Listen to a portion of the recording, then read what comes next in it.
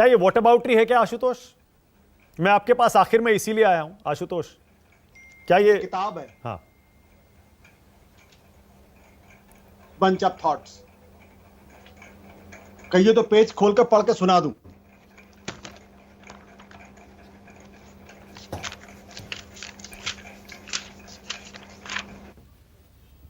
इस किताब में मुसलमानों के बारे में क्या लिखा गया है और क्रिश्चियंस के बारे में क्या लिखा गया है, और ये मेरी किताब लिखी हुई नहीं है। ये किताब है जहर, यहां से जहर फैल रहा, और जो लोग यहां बैठ के वॉट अबाउटरी कर रहे हैं वो हिंदुस्तान के सबसे बड़े दुश्मन है। वो चाहते हैं कि हिंदुस्तान में सिविल वॉर हो। ये देखिए, इंटरनल थ्रेट अगर कहें तो पढ़ के सुना दूं मैं पूरा का पूरा चैप्टर। और अगर अभी भी यहां के लोगों को अगर नींद नहीं खुलेगी तो जो मणिपुर में हुआ वो एक एक घर में हिंदुस्तान के अंदर होगा। आप उस ऑफिसर को हटा देते हैं, उसका ट्रांसफर कर देते हैं देर शाम को, जिसने इस देश के अंदर दंगा होने से रोका। इससे बड़ा सबूत क्या होगा कि दंगा कौन फैला रहा, केरोसिन कौन फैला रहा, और कौन चाहता है इस देश के अंदर दंगा हो। जिस ऑफिसर को प्रेसिडेंट मेडल मिलना चाहिए, जिस ऑफिसर को पब्लिकली जिसका सम्मान होना चाहिए, उसका दंगा होने से रोक दिया, उसको उत्तर प्रदेश की सरकार वहां पे उसको ट्रांसफर कर देती है। इससे ज्यादा शर्मनाक कोई काम नहीं हो सकता, और कोई ऑफिसर उसके बाद दंगा रोकने की कोशिश नहीं करेगा। इस पे चर्चा नहीं होगी। चलिए, मैं तो आशुतोष हूं।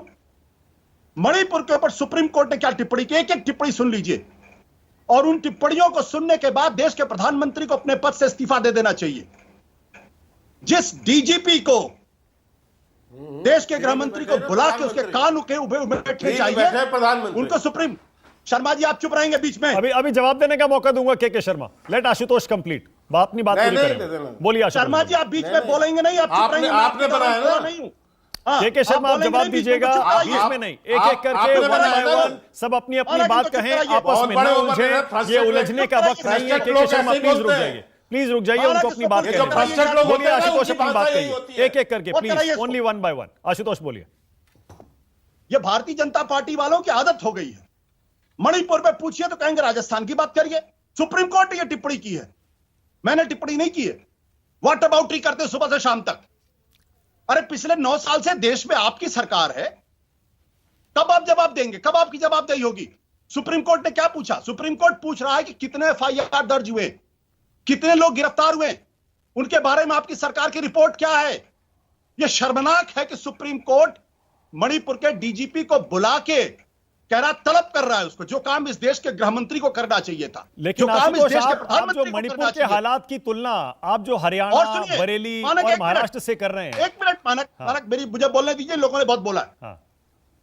दिल्ली के अंदर नांगलोई पुलिस थाने के सामने क्या कहा जा रहा है मुसलमानों के बारे में? इनको घरों से निकालिए, किराए पर रहते हैं। और दिल्ली की पुलिस चुप है। दिल्ली की पुलिस किसके अंडर में आती है?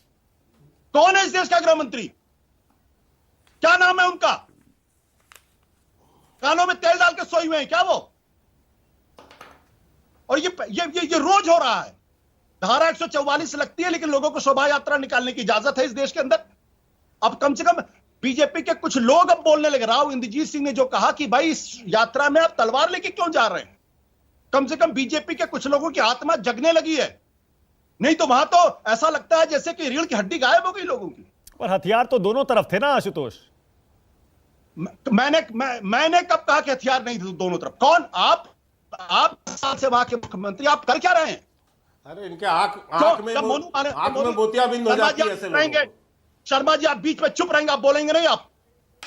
अरे मोनू मानेसर को जब वो गिरफ्तार करने के लिए राजस्थान की पुलिस गई तो किसने उन पुलिस वालों के खिलाफ एफआईआर दर्ज कराई? कौन लोग थे वो? इसका हिसाब नहीं देंगे आप? क्या हरियाणा पुलिस की जिम्मेदारी नहीं मोनू मानेसर गिरफ्तार करने की? क्यों नहीं गिरफ्तार कर रहे उसको? तो अगर आप देश के अंदर अगर आप सिविल वॉर वाली स्थिति पैदा करना चाहते हैं, माफ करिएगा, आज उनका घर जल रहा है, कल आपका घर जलेगा। के शर्मा जवाब दे रहे हैं आपका आशुतोष। इस चैनल में बैठे हुए हर आदमी का घर जलेगा। के शर्मा बोलिए। घर की मां बहनों के साथ वही होगा जो मणिपुर में हुआ, अगर अब नहीं रोका गया। के शर्मा बोलिए। मानक जी, पहले तो मेरा आपसे एक निवेदन ये है कि आपने राव इंद्रजीत सिंह का जो बयान चलाया है, आप मुझे वो बयान बताइए जहां उन्होंने ये कहा है कि जुलूस में ये सब लेके चलते हैं। मुझे वो बयान दिखवाइए। जो बयान आपने दिखाया है उस बयान के अंदर केवल ये है कि दोनों तरफ असला कहां से आए और वहां सरकार है, उनकी जो है उनको जांच करना चाहिए, वो जांच करेंगे। यहां 3 लोगों ने इस बात को रिपीट किया है। आशुतोष जी तो बिल्कुल आक्रोशित आज लग रहा है कि उनका फ्रस्ट्रेशन का लेवल पूरा हाई हो चुका है। और इसलिए मैं चाहूंगा कि पहले आप दर्शकों के लिए वो बयान जरूर दिखाइए। अगर आपके अंदर अंतरात्मा होती, हाँ, आप भी वही बोल रहे हो। मुझे पता है भैया। आप चलिए मुझे पता है आशुतोष जी, 9 साल से जो है आप कितने उसमें हैं मुझे पता है। चलिए मानक जी, लेकिन वो बयान जरूर आप दर्शकों को दिखाइए। मेरा भी आपसे पहला निवेदन है। के शर्मा, वो बयान कैमरे पर नहीं है, लेकिन राव इंद्रजीत सिंह ने इसी तरह का बयान बाकायदा, मैं बता रहा हूं आपको, मैं बता रहा हूं, निकाल के दिखाइए। मैं बता रहा हूं, आप गूगल करिए के शर्मा, आपको इंडियन एक्सप्रेस के साथ दिखाइए, इंडियन एक्सप्रेस के साथ दिखाइए मेरे को। राव इंद्रजीत ने कही है, तो दिखाइए कैमरे पर वो बयान नहीं है, ये देखिए, आप गूगल कर लीजिए। क्या गूगल कर लीजिए इंडियन एक्सप्रेस को, बाकायदा राव इंद्रजीत सिंह ने यह बयान दिया है। वो कह रहे हैं यात्रा में हथियार किसने दिए, बताइए यात्रियों को। सुनिए, नहीं मानक जी, मैं ये पूछ रहा हूं, आपने दूसरी लाइन कहा है, आपने कहा है यात्रा में हथियार लेके क्यों कौन चलता है, ये भी कहा है के शर्मा, उन्होंने कहा who goes to procession carrying swords और मुझे बयान सुनाइए। आप चेक कर लीजिए, देखिए, सुनिए के मुझे बयान सुनाइए। आप देखिए तथ्यों के आधार पर मुझे चुनौती मत दीजिए, मैं बाकायदा पूरी रिसर्च के साथ आता हूं। आप गूगल कर लीजिएगा शो के बाद, वरना मैं आपको भेज दूंगा। मानक जी मैं पढ़ के सुना देता हूं, मानक मैं पढ़ के सुना देता हूं, मैं किसी को चुनौती कानों में तेल पड़ा हुआ है, पढ़ के सुना देता हूं। लेकिन मैं इतना जरूर कहना चाहता हूं, मैं इतना जरूर कहना चाहता हूं, किसने हथियार दिए उनको इस प्रोसेशन में ले जाने के लिए? कोई तलवार लेके जाता है प्रोसेशन में, लाठी डंडे लेकर जाते हैं वो? किसने हथियार दिए उनको इस प्रोसेशन में ले जाने के लिए? कोई तलवार लेके जाता है प्रोसेशन में, लाठी डंडे लेके जाते हैं वो? ये किसने कहा है? केंद्र सरकार के अंदर मंत्री राव। और के शर्मा जल्दी से जवाब पूरा करिए, मेरे पास टाइम भी खत्म हो रहा है। आपको माफी मांगनी चाहिए, आप जिस तरीके से मिसगाइड करने के शर्मा जल्दी से। नहीं, मैं इसलिए बता दूं, जहां तक शोभा यात्राओं का प्रश्न है, जहां तक शोभा यात्राओं का प्रश्न है, मानक जी, इस देश की पुरानी परंपरा रही है, हमेशा से कोई भी धर्म रहा हो, मुस्लिम वर्ग में भी जब ये निकलते हैं तो वो भी हथियारों के साथ ही कई यात्राएं निकली हैं। और हिंदू धर्म में आज कोई पहली बार नहीं हुआ है, हमेशा से हथियार लेके यात्रा निकली है।